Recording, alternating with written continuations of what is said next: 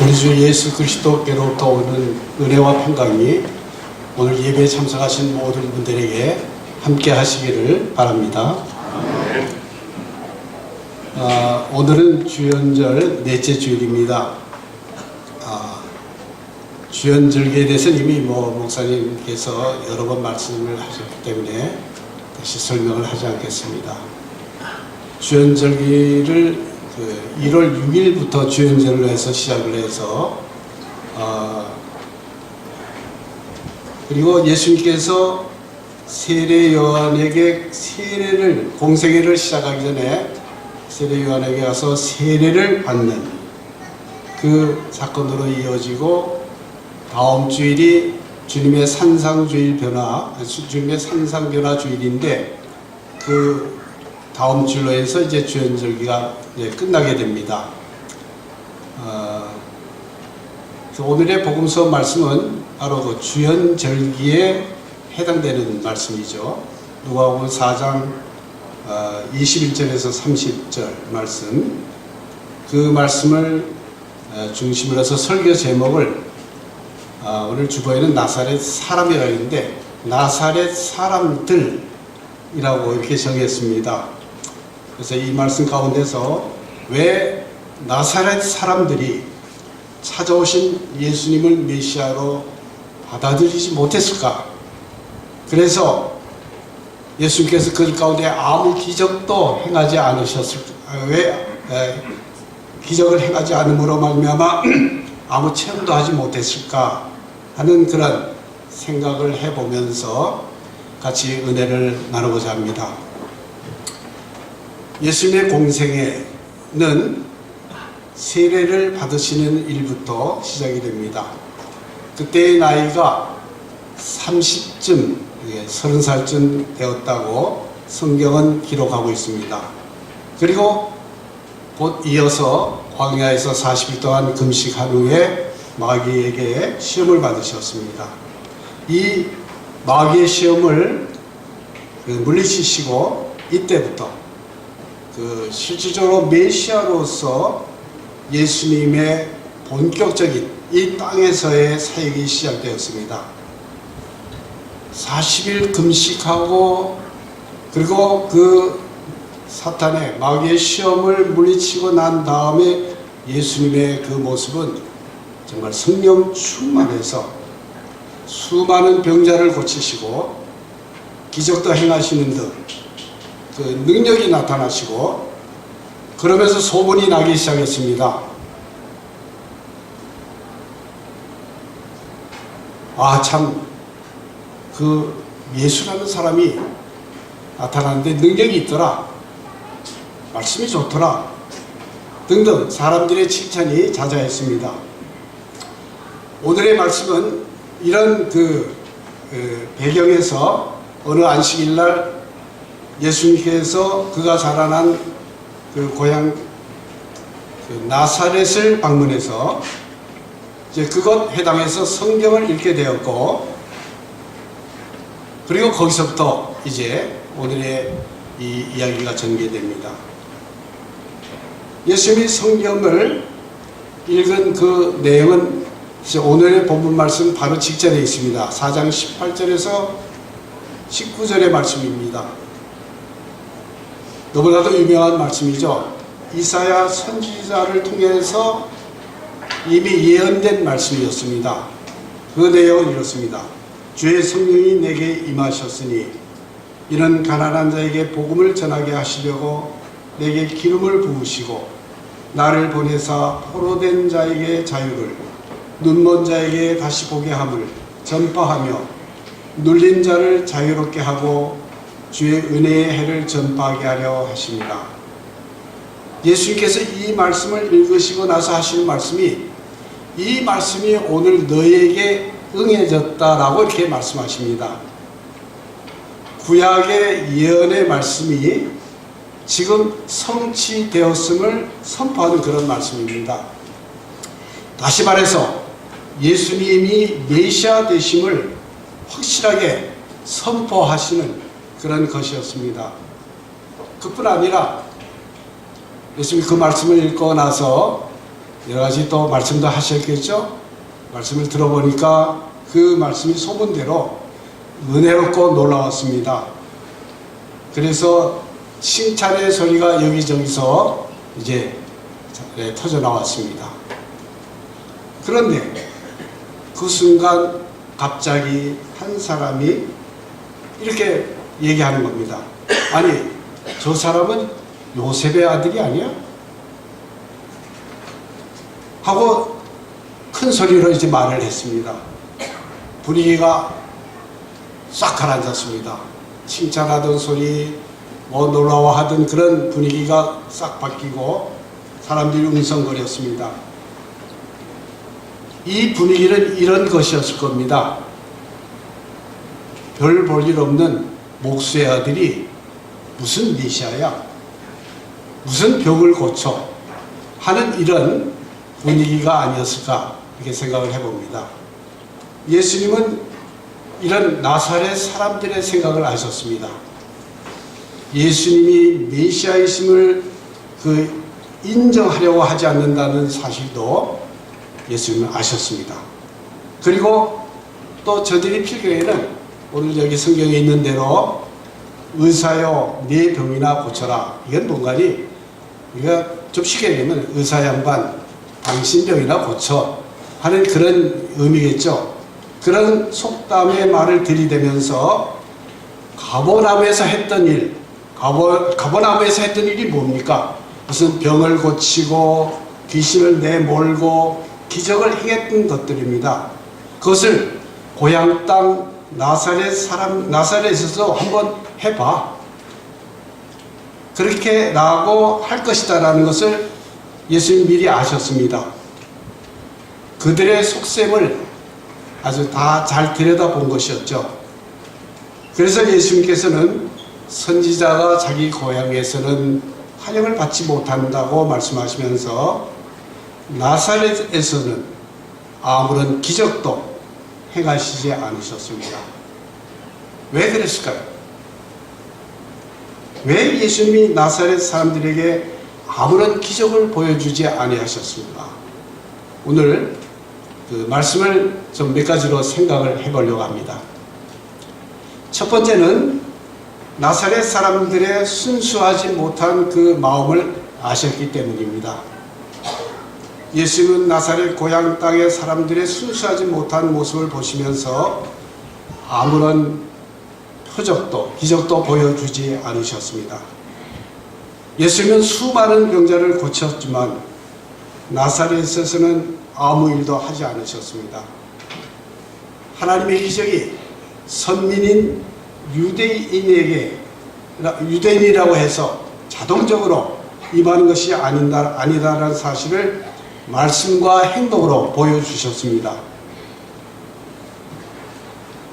비웃거나 냉소적이거나 믿지 않으면 하나님의 손길은 그런 사람들, 그런 공동체에서 떠나가신다는 사실을 신이 보여주신 그런 것이라고 할 수 있습니다. 순수한 마음으로 사모하는 믿음을 우리 주님께서는 원하십니다. 하나님의 말씀을 읽거나 내게 들려질 때 그것에 대해서 우리가 순전한 마음으로 이렇게 받을 수 있기를 바랍니다. 좀 삐뚤어지거나 또는 가장 지성적이고 이성적이거나 하는 것처럼 생각하는 그런 믿음, 그런 것을 믿음이라고도 할 수는 없겠지만 그런 믿음에는 아무 일도 일어나지 않습니다. 매주일 저는 사모하는 마음으로 교회를 찾아 나옵니다. 주일마다 말씀을 통해서 찾아오시는 주님을 사모하고 기다립니다. 성찬식 때 떡과 포도주를 통해서 내 가운데 오시는 주님을 사모하며 기다립니다. 성령께서 예배 가운데 충만하게 임하실 것을 기다립니다. 매주일 주님께서 우리를 찾아오시는데 우리가 주님을 믿는다고 하면서 어떻게 이 날을 소홀히 할 수 있겠습니까? 예배 시간도 한 30분 전에는 나와서 기도로 준비하고 주어진 말씀들을 미리 찾아 읽고 은혜 내려주실 것을 기대해 보시길 바랍니다. 사모해 보시길 바랍니다. 그러면 찾아오시는 주님을 만나게 되고 놀라운 일들을 체험하게 될 것입니다. 오늘도 우리 주님께서는 말씀을 통해서 우리에게 말씀하실 때 순전한 마음으로 아멘으로 응답하시길 바랍니다. 그런 믿음의 삶에 우리 주님께서는 놀라운 일들을 기꺼이 행하십니다. 이 시간 순수하고 사모하는 마음으로 주님께 나가는 성도들의 신앙생활에 놀라운 일들이 일어나기를 주님의 이름으로 축원합니다. 두 번째로는 나사렛 사람들은 편견과 선입견을 가지고 거기에 사로잡혀서 예수님을 실질적으로 메시아이신데도 그 메시아이신 예수님을 믿지 못했습니다. 그래서 받아들이지 못했습니다. 단지 요셉의 아들로만 인정하려고 했습니다. 나사렛 사람들이 예수를 받아들이지 않고 믿지 않기 때문에 거기에서는 아무 일도 일어나지 않았습니다. 믿고 기다리며 사모하는 사람에게 기적은 일어납니다. 구약 엘리야 시대에 살고 있던 때 가뭄이 많이 들어서 먹을 것이 없을 때 사렙다 과부를 통해서 행하신 하나님의 기적, 또 엘리사를 찾아와서 나병에서 치유함을 받은 나만 장군의 이야기를 통해서 예수님이 하시고자 하신 말씀은 비록 이방인이라고 할지라도 믿음으로 나오는 자들에게는 하나님의 은총이 임하신다는 사실을 말씀을 하신 것입니다. 하나님의 은총과 구원은 선민이라고 해서 유대인이라고 해서 임한다는 것이 아니라 하나님의 은혜를 사모하는 자, 그리고 하나님의 구원의 사역을 아멘으로 받아들이는 자들에게 임한다는 사실을 말씀하고 있는 겁니다. 그래서 유대인들의 이 편견과 선견을 꾸짖고 계시는 것입니다. 사렙다 과부나 나만 장군은 다 이방인이었지만 최악의 상태에서 궁극적으로는 하나님의 사람들의 말을 믿었기 때문에 그런 기적을 체험할 수 있었던 것이었습니다. 우리가 스스로 예수님에 대해서 잘 알고 있다고 자부하는 그것이 오히려 예수님을 자신의 구세주로 진정으로 영접하는 데 있어서 큰 걸림돌이 될 수 있다는 사실을 우리는 잊지 말아야 합니다.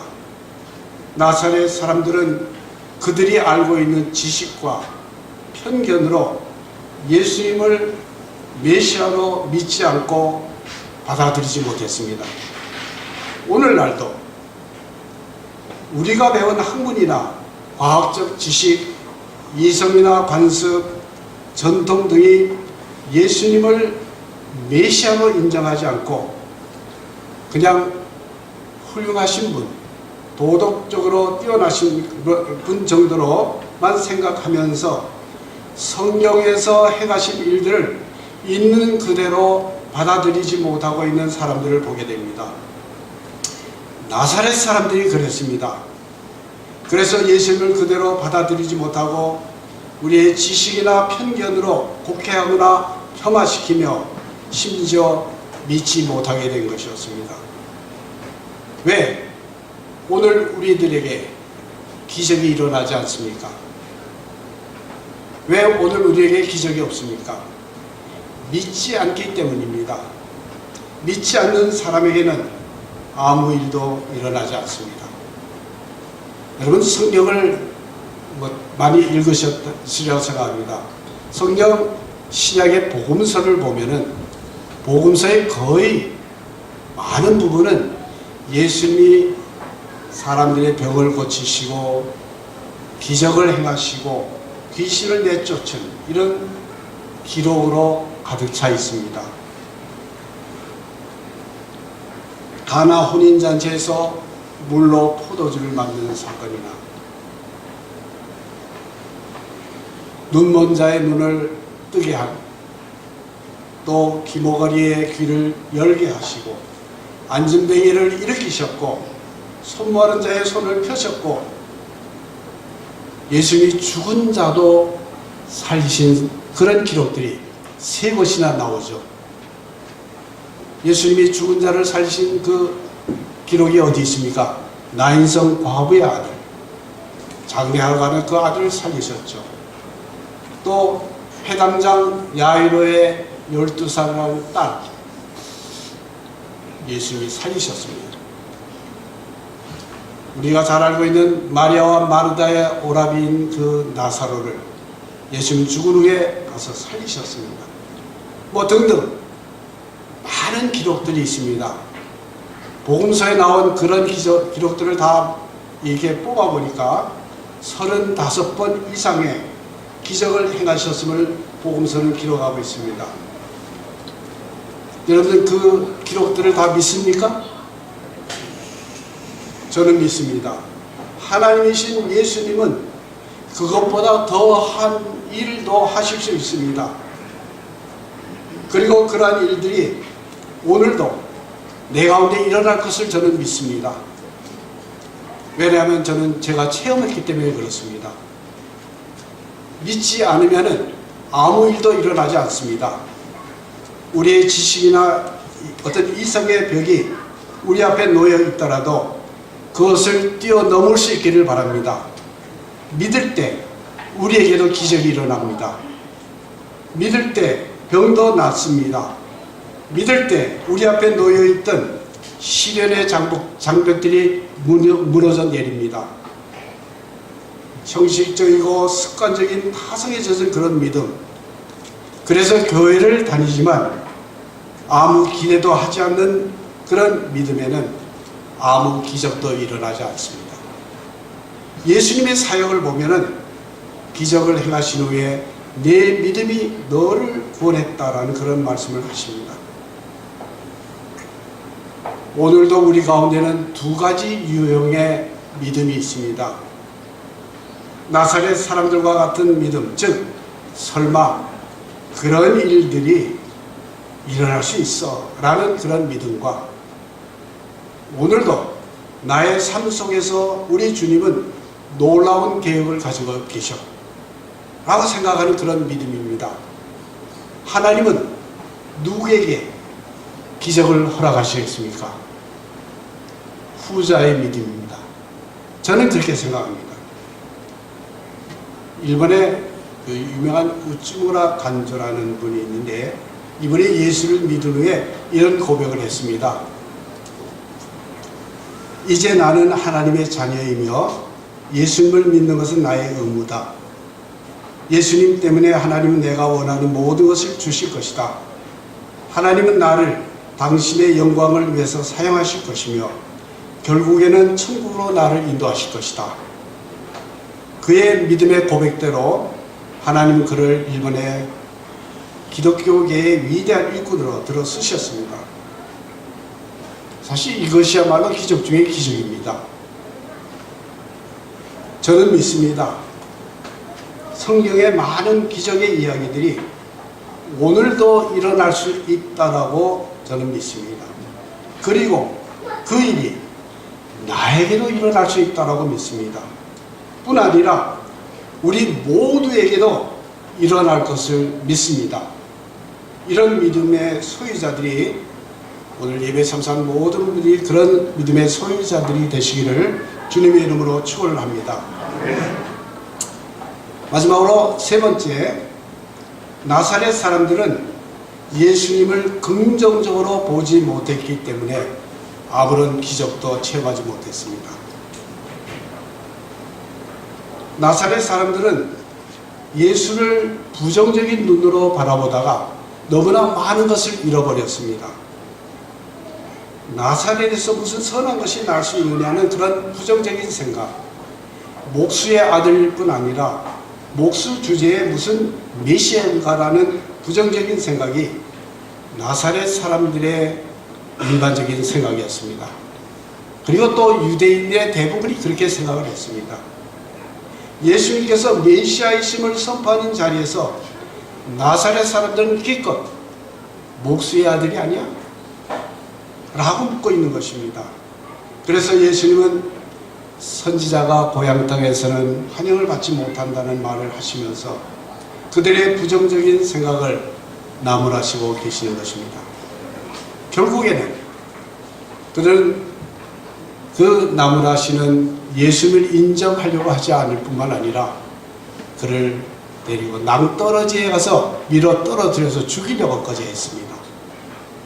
만일 그들 가운데 찾아오신 예수님을 긍정적인 마음으로 나의 구주와 주님으로 고백하고 영접했다라면 하나님께서 그들 가운데 놀라운 일들을 행하셨을 겁니다.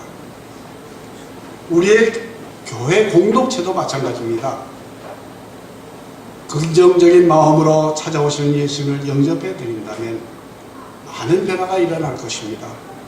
기쁨이 넘치고 부정적인 모습들이 긍정적이 되고 소극적인 성도들이 적극적으로 변화될 것입니다. 신앙생활에 있어서 부정적인 생각이나 부정적인 분위기는 교회 공동체를 망가뜨립니다. 그러므로 우리의 신앙 자세가 긍정적이기를 바랍니다. 말 한마디에 분위기가 싹 바뀝니다. 말의 영향력은 대단합니다. 교회에서 대화를 할 때도 우리는 말을 조심할 수 있기를 바랍니다. 가까운 사이라도 표현이나 단어 선택 하나에도 신경을 쓸 수 있기를 바랍니다. 같은 말이라도 부정적인 단어 하나 때문에 상처가 될 수 있습니다. 특히 영적인 말, 신앙적인 말을 할 때는 우리가 긍정적이기를 바랍니다. 남을 무시하는 태도, 그런 또는 말투, 영혼 없는 눈빛, 무관심한 그런 말들, 이런 부정적인 모습, 이런 것들 만일 우리 가운데 있다라면은 이것을 청산해야 될 첫 번째 것이라고 생각을 합니다. 우리 주님은 이 부정적인 믿음이 아니라 긍정적인 믿음을 원하십니다. 그러므로 우리 모두가 신앙의 긍정주의자가 되시길 바랍니다. 메시아이신 예수님이 내 삶 속에 오실 때 순전하게 아멘, 주 예수여 오시옵소서 라고 그렇게 얘기할 수 있기를 바랍니다. 그리고 내 삶 속에서 하나님의 기적들을 체험하게 하옵소서, 그런 기대감을 갖고 우리가 기도할 수 있기를 바랍니다. 우리의 공동체인 교회에 주님이 오실 때 당신은 나의 참 구주시며 나의 삶 속의 주인이십니다. 우리 가운데 오셔서 우리 마음속에 소원을 이루어 주옵소서 라고 기도할 수 있기를 바랍니다. 하나님을 향해서 우리 기대감을 좀 가지시길 바랍니다. 하나님은 하나님이고 나는 이 땅에서 내가 그저 내 방법대로 살 거야 라가 아니라 하나님이 내 가운데서 내가 이 땅에서 살아가는 동안 하나님 내 가운데서 이루실 것을 좀 기대하시길 바랍니다. 그것이 무슨 성공이다, 돈을 많이 번다 이런 개념이 아닙니다. 하나님이 나를 통해서 하나님의 영광을 드러낼 수 있도록 저는 그런 기도를 가끔 합니다. 우리 자녀들이 있는 곳곳에서 우리 자녀들 때문에 주위에 있는 사람들이 복을 받게 하셔서 하나님의 영광을 받아 주시옵소서, 그런 기도를 간혹 합니다. 우리가 하나님에 대한 그런 기대가 하나도 없다라면 하나님을 믿는 이유가 어디 있습니까? 우리가 복받는 일을 대해서 굉장히 금기시하는 그런 얘기들을 합니다. 너무 기복주의로 흐르는 것은 문제지만 우리가 신앙생활을 하면서 하나님으로부터 복을 받겠다라고 기대하는 것, 이건 너무나도 당연한 일이고 우리가 해야만 일입니다.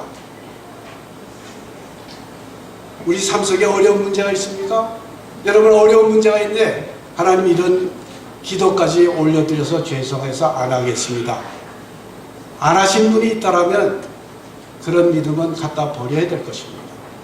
정말 내가 아프면 하나님께 기도해야 됩니다. 병 낫기를 기도하는 게 왜 나쁜 일입니까? 성경에 야고보서를 보면 내가 병 낫기 위해서 서로 기도하라고 했습니다. 이런 얘기를 우리가 더 많이 할 수 있겠지만 시간이 없어서 더 이상 얘기를 하지 않겠습니다. 여러분들이 하나님에 대한 기대가 지금보다 더 많기를 바랍니다. 하나님은 우리의 기도가 아무리 많아도 그것을 받으시기에는 너무나 크신 하나님이십니다. 그 하나님을 여러분들이 바라보면서 기대하면서 기도할 수 있길 바랍니다. 병 낫기를 원하십니까? 마음의 소원이 있습니까? 찾아오시는 주님을 우리 가운데 모셔드리고 역사하시도록 기도하시길 바랍니다. 제가 이 간증을 좀 할까 말까 하다가 마지막에 간증으로 이 말씀을 좀 줄이려고 합니다. 제가 처음 목회를 인천에 있는 지금은 이제 이름이 좀 바뀌었지만 처음에 9월교회라는 곳에서 목회를 시작했습니다. 여기 흥성강 장로님과 박인시 집사님도 그때 9월교회 교인으로서 같이 이제 신앙생활을 하셨습니다만 그때 처음 그야말로 목회 초년병으로서 할 수 있는 일이 별로 없었습니다. 가야 교인도 얼마 되지도 않고 그래서 할 수 있는 일은 그저 교인들 신방에서 그들 가정의 식구들 한 사람 한 사람 놓고 기도하고 또 돌아와서는 그것을 가지고 또 교회에서 기도하고 그런데 그때요 교회 교인 중에 하나가 교인 중 한 가정에 아이가 있었는데 그 집에 아이 딸이 셋이었는데 막내 딸이 한 4살이나 한 5살쯤 되는 딸아이가 신방을 했더니 아이가 다리를 저는 겁니다. 쩔룩거리고 그래서 저는 속으로 얘는 태어날 때부터 불구로 태어났구나 아니면 소아마비로 이렇게 돼서 잘 걷지 못하는구나. 그래서 이 아주 심하게 쩔룩거리면 다리는 아이가 있어요. 이 아이를 놓고 기도하지 않을 수가 없었습니다. 그래서 하나님 이 아이에게 은총을 내려주시옵소서. 앞으로 이 아이가 살아갈 날이 많은데 그래서 간절한 마음으로 기도했습니다. 그리고 돌아와서도 늘 그 생각에 살아서 또 기도하고 기도했는데 어느 날 그 가정에서 전화가 왔습니다. 목사님 오늘 우리 애가 아파서 병원에 갔는데 감기에 걸려서 병원에 갔답니다. 갔는데 의사가 이렇게 진찰을 하다가 한참 보더니 그게 좀 이렇게 걸어보라고 이렇게 하더니 이 아이가 지금 저거 하는 거는 고칠 수 있을 것 같다 라는 그런 얘기를 하더라는 겁니다. 근데 그 병원이 어딘가니 인천에서 가까운 부천에 가면 승모병원이 있습니다. 그 병원이었는데 그래서 그 얘기를 듣고서 귀가 번쩍한 겁니다. 그래서 저한테 전화를 걸고 같이 또 이제 얘기를 나눴습니다. 그러나 그 집 너무 또 가난하기 때문에 수술할 비용이 없는 겁니다. 그래서 이제 그것 때문에 고민을 하면서 같이 이제 여기저기 수소문도 하고 돕는 손길을 통해서 그래가지고 이제 수술을 하게 되었습니다. 근데 왜 절개되었느냐? 엄마 아버지가 돈 벌러 다니니까 아이들이 어렸을 때부터 아이들끼리 그냥 집에서 노는 겁니다. 그런데 그 아이가 어떤 높은 데서 떨어지면서 이게 고관절이나 거기 고관절이라고 할 수 있죠. 거기에 이렇게 받치고 있는 뼈가 빠져갖고선 옆으로 이렇게 삐져나와 있었다는 겁니다. 그러고서는 아파서 울다가 아이가 지쳐서 그냥 있다 보니까 그래서 잘 걷지 못할 때는 그저 아직도 걷지 못하는 것도 크면서 그게 자동적으로 거기서 굳어버린 겁니다. 그러니까 이게 뼈가 빠져나와서 옆에서 이렇게 있어서 그냥 자란 것입니다. 그래서 그 의사가 그 사진을 한번 찍어봅시다 해서 사진을 찍었더니 바로 그런 상태가 돼서 그 후에 이제 수술을 해서 그 아이가 정상적으로 걷게 되었습니다. 저는 제가 그 자리에서 나사렛 예수 이름으로 일어나 걸어라 했으면 걷겠습니까? 그랬으면 얼마나 좋겠습니까? 저는 와서 우리 같이 기도했더니 간절한 마음으로 기도했더니 하나님께서 우리의 기도를 들으셨습니다. 우리가 하나님께서 고쳐주실 것을 기대하는 마음으로 기도했더니 하나님 그런 방법을 통해서 그 아이를 일으켜 세우셨고 이제는 커서 아마 시집도 갔으리라 생각합니다만 골치게 되었습니다. 오늘날에도 많은 교인들이 나사렛 사람들처럼 예수님을 대하고 있습니다. 그래서 예수님이 베풀어 주시는 은혜의 자리에 앉지 못하고 기적의 체험도 하지 못합니다. 그러나 마음을 열고 예수님을 나의 구주와 주님으로 우리 가운데 영접해 드린다면 우리는 놀라운 체험을 할 수 있게 됩니다. 오늘 찾아오시는 예수님을 진심으로 영접해서 우리 모두가 기적을 체험하고 병든 자들은 병이 낫는 역사가 일어나고 얽히고 설킨 인생의 문제들을 안고 있으면 풀리는 역사가 있기를 주님의 이름으로 축원합니다. 모든 지각에 뛰어난 하나님의 평강이 그리스도 예수 안에서 여러분의 생각과 마음을 지키시기를 바랍니다. 아멘.